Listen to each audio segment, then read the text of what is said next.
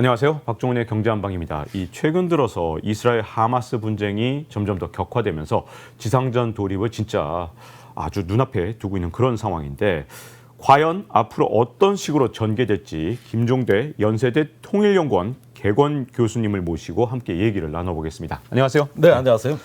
지금 속보들이 속속 들어오고 있는 것 같습니다. 네. 지금 첫 번째 뉴스로 눈에 띄는 게 이스라엘 북부에 이제 들어간 이스라엘 군이 하마스하고 교전을 했고 이스라엘 군에서도 사망자가 나왔다. 이게 맞는 예, 얘기입니까? 일부 뉴스에서 나오고 있는데 이 부분에 대한 가장 정통한 소식통은 미국의 전쟁연구소 홈페이지거든요.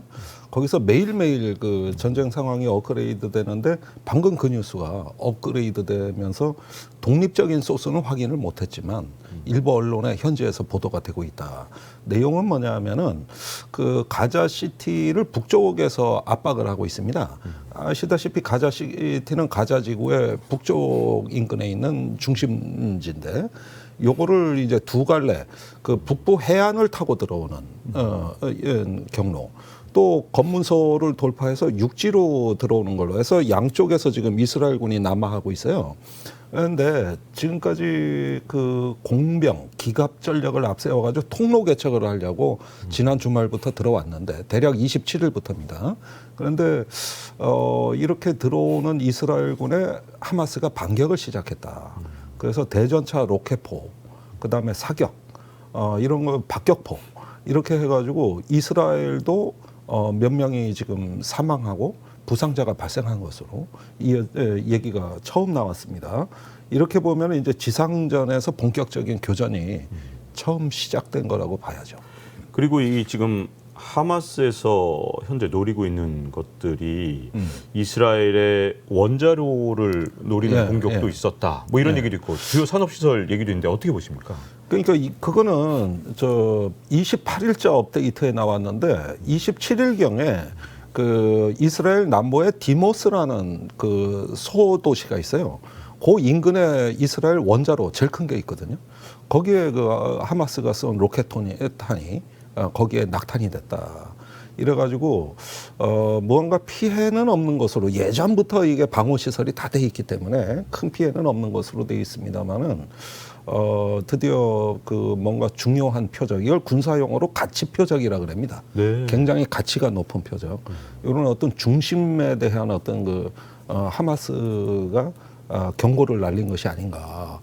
그리고 지난주에는 그 레바논에 있는 헤즈볼라가 표적 중에 하나가 그 텔아비브 북쪽에 있는 이스라엘 최대 무역항이죠. 그 하이파라는 항구 도시인데 여기에 석유화학 단지가 있어요. 여기에 헤즈볼라가 그 갖고 있는 미사일로 타격할 가능성이 있다. 이런 정보가 잠깐 올라왔었고 주말 사이에 그 헤즈볼라의 움직임을 보면은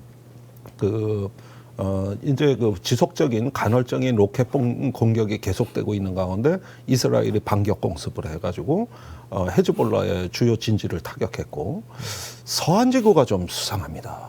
여기가 계속 시위가 벌어지고 있거든요. 네. 근데 아시다시피 서한 지구 쪽은 유대인 정착촌이 계속 밀고 들어가는 데 아닙니까? 네. 그런데 이 유대인 정착촌이 표적이 될 수 있겠다.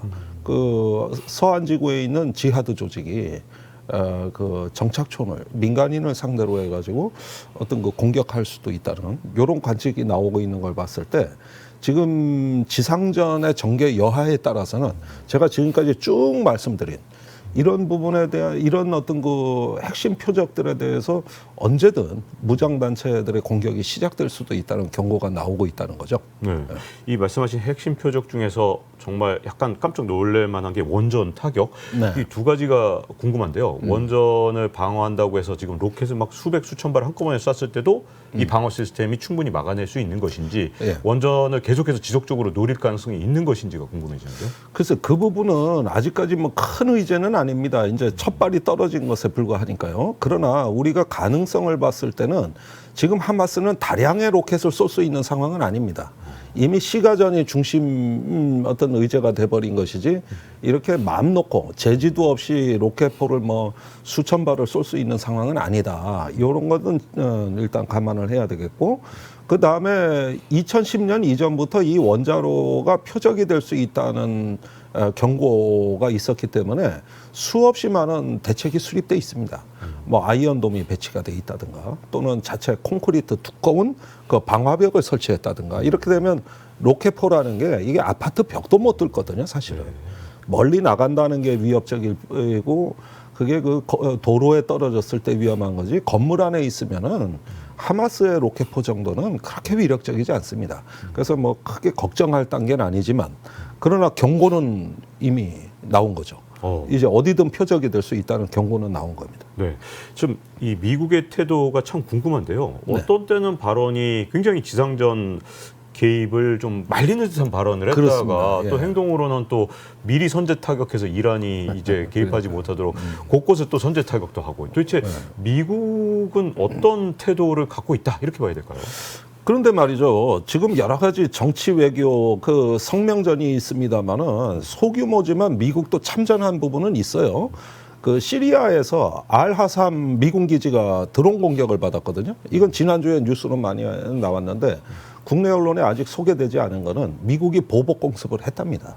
그 이라크 무장단체, 시리아 무장단체 다 이란의 스폰서를 받거든요. 그 단체들이 미군 기지를 공격한 거에 대해서 미국도 보복 공격을 한 것으로 이렇게 기록이 나오는 걸 봤을 때 비록 소규모고 산발적인 전투지만 미국은 이미 자체 그 자위권 발동에는 들어갔다. 이건 전술적 차원이고 큰 전략적 차원에서는 미국은 지금 이스라엘 팔레스타인만 보는 게 아니라 팔레스타인을 넘어 중동 전체의 그 전략적 이익을 보고서 대응하고 있거든요.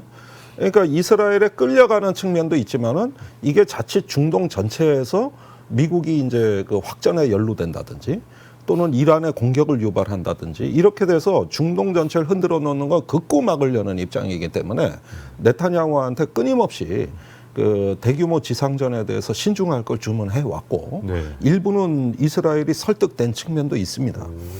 그리고 초기 작전 그러니까 10월 그 17일 날 첫 교전이 벌어지고 나서는 그 지상전보다는 인질 구출 쪽에 주력하도록 계속 네타냐후 정부하고 협의를 해왔고 그다음에 이스라엘에 대한 어떤 그 군사 지원을 서둘러 약속을 해주면서 장기전으로 갔을 때 미국의 지원 없이는 이스라엘도 전쟁을 장기화할 수 없으니까 그런 협상의 레버리지를 축적해가면서 어떤 대규모의 지상전이 되는 그 이루어지는 부분에 대해서는 속도 조절을 끊임없이 해왔고 일부는 설득이 되고 있다고 저는 보고 있습니다.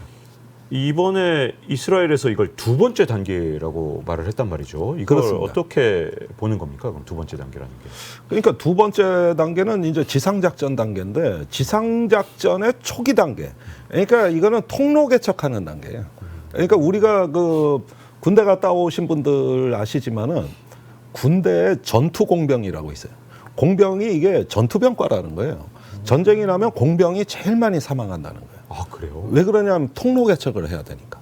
그러니까 이 주력 부대가 강을 건너면은 그 부교를 설치하는 건 공병이거든요.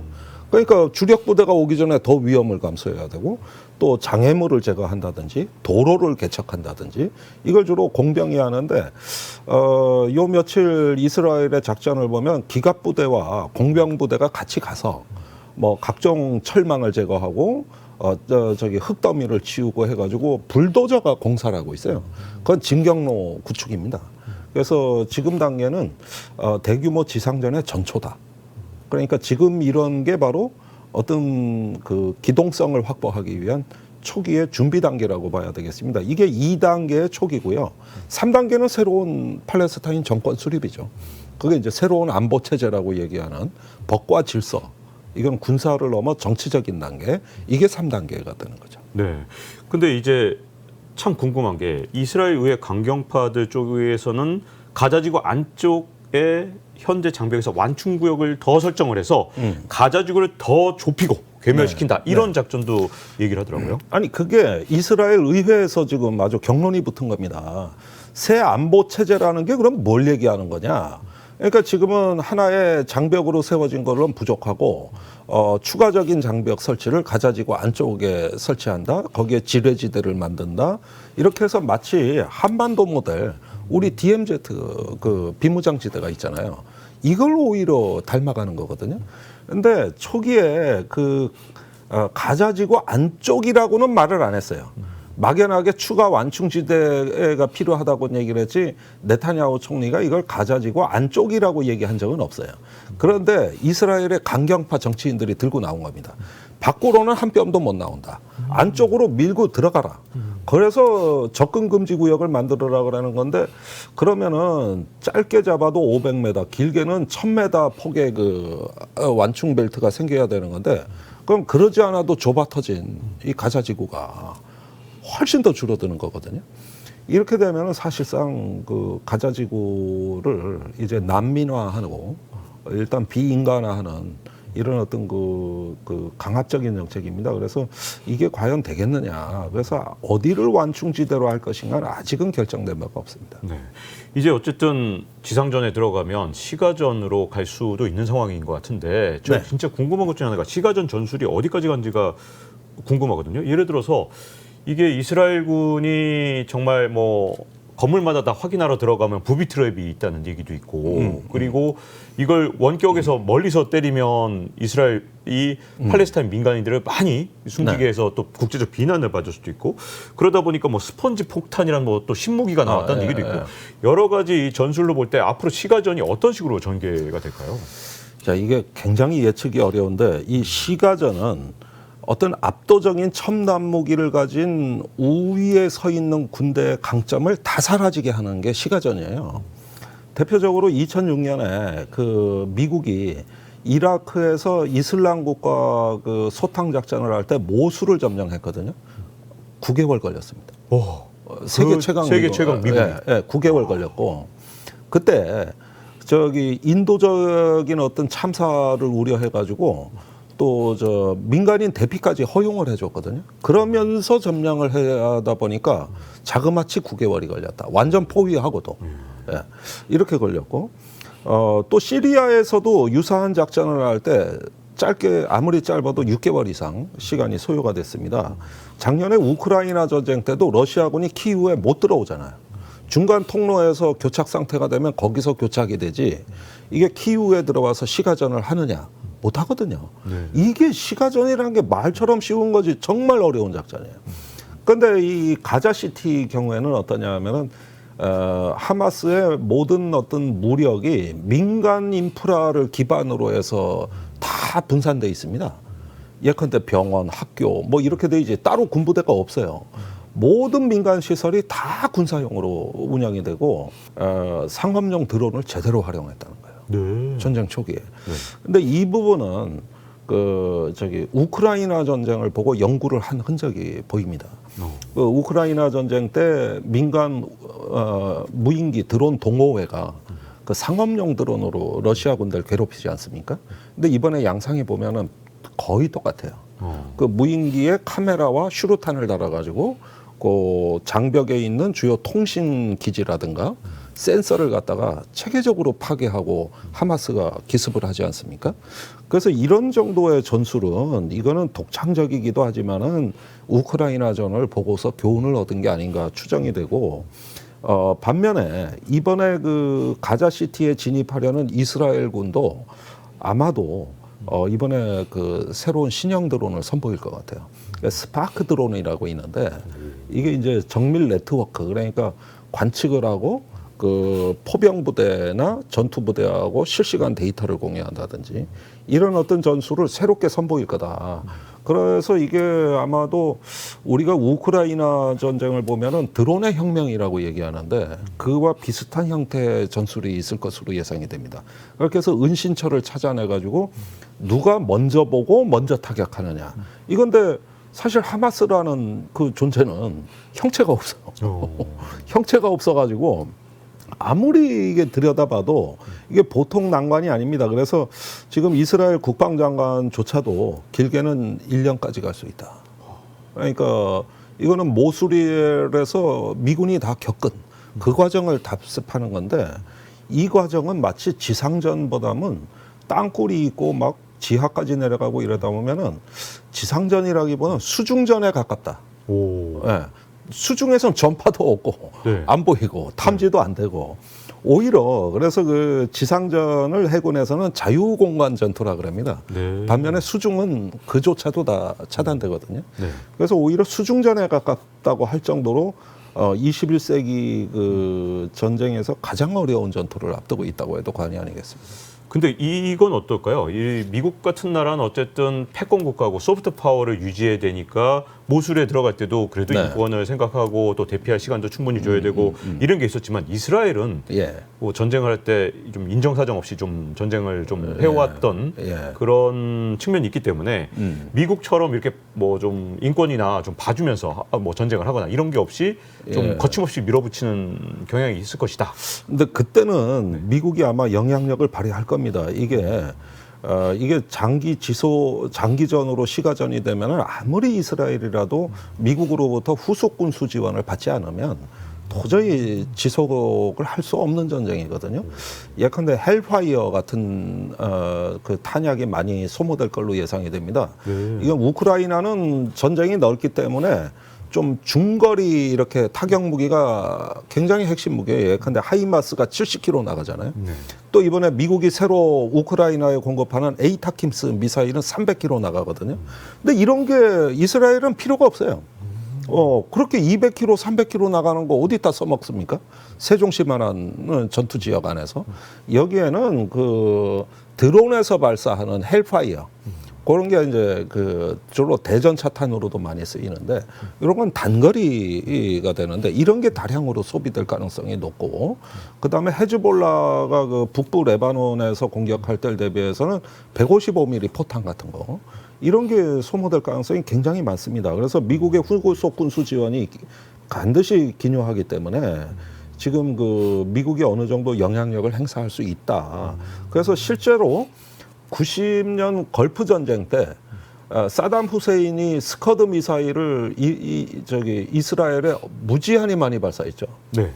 그때 이스라엘이 미국의 설득으로 응사를 일체 못하고 미국이 우리가 막아줄 테니까 네. 절대 이스라엘은 쏘지 마 해가지고 그 45일간 그 굴욕을 다 참아냈던 적이 있거든요. 그래서 이번에도 이스라엘이 비록 아주 잔인하고 가혹하게 하마스를 괴멸하려는 목표 자체는 견제하지만 대규모 어떤 국제법을 위반하면서 인도주의적 위기까지 초래해 가면서 국제 여론을 무릅쓰고 과연 단기간 내에 초토화 작전을 할 수 있겠느냐. 네. 이건 원래 2주 전에 지상군이 가자시티에 들어간다고 얘기 다 했지만은 안 들어갔잖아요. 네. 예, 그때 저도 쉽게 못 들어갈 거라 그랬거든요. 마찬가지로 이번에도 지금까지만 해도 벌써 큰 어떤 사망자들이 이게 비전투원 아동 어린이들이 사망하는 이 사태에 더 마지막으로 어떤 큰 피해를 예상하고 할 수 있을까? 이 부분에 대해서는 저는 회의적으로 보고 그것보다는 잘게 쪼개는 전투를 할 거다. 살람이라 그래서 슬라이스, 얇게 쪼개는. 그래서 지금도 하루에 몇 메다, 몇 인치 이렇게 들어가겠다는 거예요. 네. 가자시티에 함부로 안 들어가겠다는 거예요. 이렇게 쪼개서 야금야금. 그럴 동안에 하마스는 지칠 거다. 그러면서 전투 수행 능력을 완전히 소진할 거다. 오히려 이런 지구전의 양상에 가깝게 들어가는 거죠. 네. 그러면 이 궁금해진 게 하마스도 사실은 이스라엘을 이렇게 아주 굉장히 오랫동안 치밀하게 준비를 해서 먼저 이렇게 공격을 했다는 건 이스라엘의 이런 반격도 어쨌든 대비를 했을 가능성이 크잖아요. 하마스는 그렇습니다. 그러면 어떻게 대비를 하고 있어요? 그러니까 하마스 의도는 이건 제 추론입니다만은 큰 충격을 이스라엘에 주고 빨리 가자시티로 들어오라고 초청장을 보낸 것이죠. 그러니까요, 마치 그런 거죠. 그러면 들어오기만 해봐라. 네. 이렇게 해가지고 아마 2차 전쟁을 대비하고 있었던 것 같아요. 그러니까 역설적으로 빨리 들어가면은 하마스 의도에 말려드는 측면이 있는 거죠. 거기는 하마스의 앞마당이거든요. 네. 모든 어떤 그 지형과 건물, 시설이 다 하마스 거예요. 그러니까 여기서 싸우겠다. 이런 것들을 이미 알고 초청장을 이스라엘에 보낸 겁니다. 그런데 이스라엘 군이 지금 서서히 들어가는 전술로 바뀌어 있는 것이죠. 여기서 이제 지략의 싸움이 있는 거고요. 그렇다 하더라도 이미 이스라엘군이 지상군이 사망자가 발생하고 있다는 걸 봤을 때 이렇게 진입로의 양쪽 시설과 어떤 은폐 지점에서 어떤 어깨를 치는 식으로 이렇게 대전차 미사일이나 박격포를 발사해서 방어를 하는 이 단계에서 지금 방어 작전이 이미 이루어지고 있다. 이렇게 볼 때는 시가전으로 더 들어오면 더 저항이 완강해질 거다. 네. 예, 이런 부분들은 쉽게 예측이 될 수 있습니다. 이 현재로서는 장기화를 결국은 우리가 우려할 수밖에 없는 그런 상황인 거군요. 장기전입니다. 네. 이거는 뭐 제가 보기에는 아무리 빨라도 10개월 이상, 길게는 1년까지도 갈 수 있는 장기전인데 네. 너무 이게 이제 우리는 이스라엘이 아주 뭐 보복 의지가 충만하니까 아주 결판을 내지 않겠냐 이렇게 생각했지만은 절대 그렇지가 않다. 이거 의외로 장기화된다. 그다음에 1차로 서한 지구가 제일 불안하고 두 번째는 레바논 접경 지역 헤즈볼라의 타격이 그 다음으로 불안하고 네. 이제 그 다음에 이라크나 시리아에서 미군 기지 타격도 지속적으로 이루어진다. 이렇게 보면은 이게 전체적으로 이 불안감을 해소하고 새로운 안정된 질서를 다시 조성하는 데는 상당히 오랜 시간이 소요될 걸로 예상됩니다. 마지막 결과도 참 궁금한 게요. 여기에다가 가자 지구를 통제하는 뭐 새로운 정부를 세운다. 네. 이 미국이 이라크에 새로운 정부 세워서 뭔가 어떻게 해보려고 그랬더니 그게 거꾸로 더 악화되면서 이라크를 그렇죠. 사실상 예. 친이란 국가로 예. 만들어 버렸잖아요. 네. 지금까지 이런 정부 세워서 성공한 적이 중동 지역에서 별로 없는 것 같은데 이게 가능한 겁니까? 이 어떤 개념들이 전부 현실성이 없다고 보는 게 뭐냐면은 자 9.11 테러가 났어요. 2001년에 9.11 테러가 나자 몇 주 동안 미국에서 뭐 모든 정치인 전략가들이 정부가 떠들어댄 건 뭐냐면 알카에다를 괴멸시키겠다 했어요. 오늘날 알카에다가 아직도 있습니다. 그렇죠. 지금 그러고 나서 22년이 지나도록 알카에다가 괴멸됐냐? 아니거든요. 자, 알카에다보다 하마스는 훨씬 더 규모가 큽니다. 그런데 하마스라는 것을 무장단체로 알고 계시는데 하마스는 무장단체, 즉 조직이기도 하지만은 이건 하나의 이데올로기고 또 네트워크고 하나의 어떤 해외에 본부를 둔 네트워크 조직이거든요. 이게 어떻게 괴멸됩니까?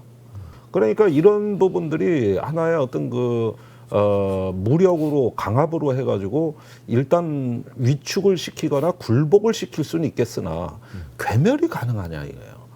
그래서 이런 부분들이 조금 더 현실적인 목표로 재조정돼야 된다. 이것도 지금 미국이 이스라엘한테 설득하는 측면이에요. 그래서 바이든 대통령이 네타냐후 총리한테 그랬잖아요. 분노는 전략이 아니다. 우리가 9.11 테러 나고 다짜고짜 분노했는데 지금에 와서 보면 그건 전략이 아니었다. 그러니까 이스라엘도 냉철하게 좀 보자 이런 설득을 하고 있는 거죠. 네. 자, 이렇게 지금 장기전으로 갈지 모를 이스라엘과 하마스의 현재 전쟁 상황을 짚어봤습니다. 이렇게 1부를 마치고요. 2부에서는 사실 아마 많은 분들이 또 관심 있는 게 과연 헤즈볼라나 이란 뭐 주변 국가들 시리아 같은 나라들은 어떻게 할 것인가 이 부분이 관심이 있을 것 같은데 2부에서 계속해서 말씀을 이어가도록 하겠습니다.